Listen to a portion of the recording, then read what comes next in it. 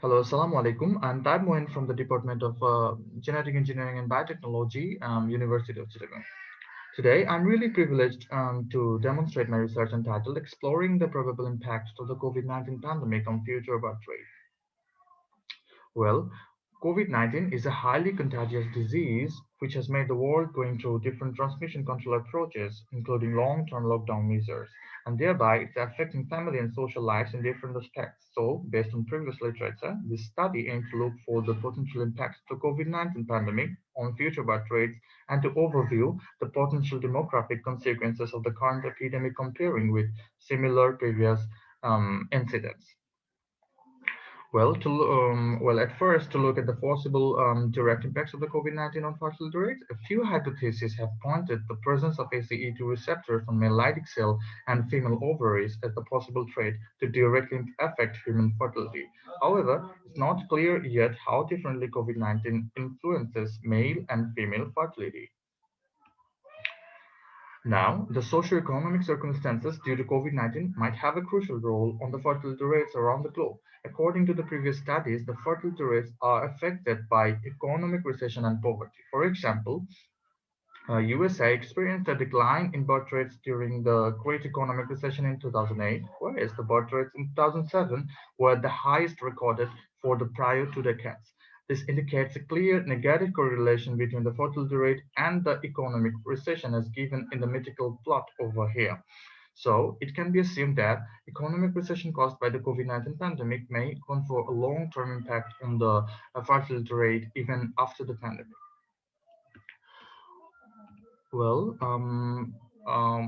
previous studies suggest that in the higher income countries like Italy and USA, majority of the people are not interested in conceiving during the COVID-19 pandemic. The reasons behind this include worries about future economic difficulties, fear of getting infected, complications during pregnancy, and many so on. Another study suggests that women are changing their plans not to have a child during pandemic. Also, it's been reported that there was an overall reduction in frequency of sexual intercourse during the pandemic. This indicates that the people in higher income countries are sincere enough about the pandemic and the probable consequences, but still a minority of individuals among the higher age group may be more inclined to conceive during the lockdown. Well, in the low middle income countries, the probable scenario appears to be a bit different due to the unwanted pregnancies arose among the population. However, there are some reasons behind this happening.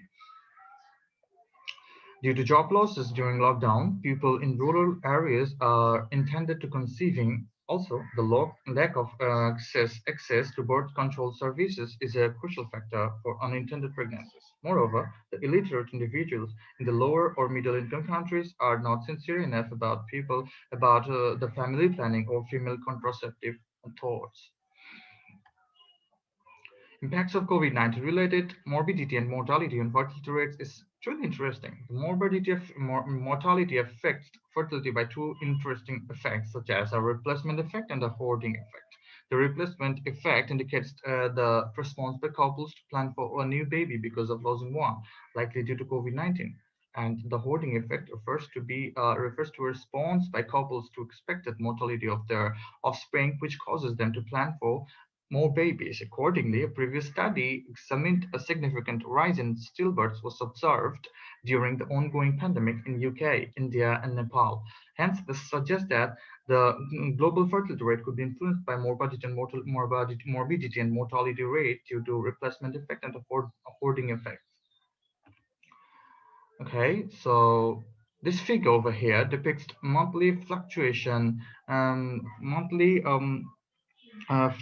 from the start of three preceding pandemics known as SARS, Zika, and Ebola pandemics that took place in Hong Kong, Brazil, and West Africa, respectively.